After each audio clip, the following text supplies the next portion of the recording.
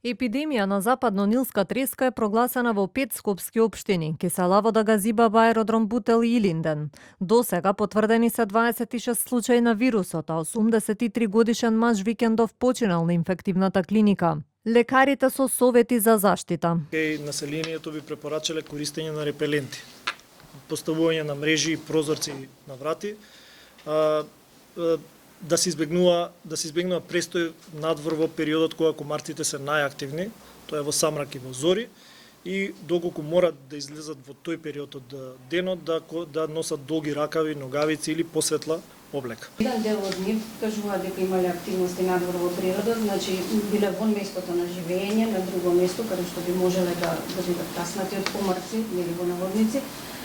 Други кажуваат дека имале земјоделски активности. Ако навечер се веќе поактивни комарците на Сабајле, кога ќе се надминат тие рани мугри што се вели кога се исто така активни, малце подоцнежните утрински часови да го прават тоа подобра варијанта отколку во вечерните часови. И мора да се препорача и да користат репелентни средства, бидејќи не постои друг начин како да се заштитат во моментот.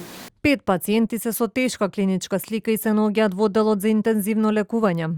Инфектолозите со објаснување за симптомите. Висока температура, силна главобол, конфузност, што е најважно. Ако пациентот претhodно бил нормално, без некое нарушување невролошко, тогаш тој пациент има индикација за преглед, нормално, кај матичен лекар, прво да се постави индикација дали ќе треба да продолжи исследувањето на клиниката за инфективни болести.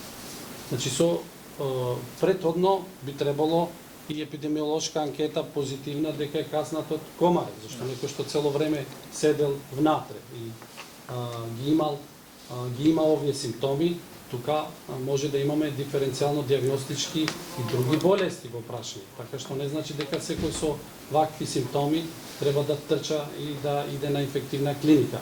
Сите потврдени случаи се на поголема возрастна група, односно над 60 години. И кај поголемиот дел вирусот е добиен во земјава. Според здравствените власти, епидемијата е прогласена со цел поефикасно следење на состојбата, превземање на соодветни активности за јакнување на превентивните мерки во погодените подрачја.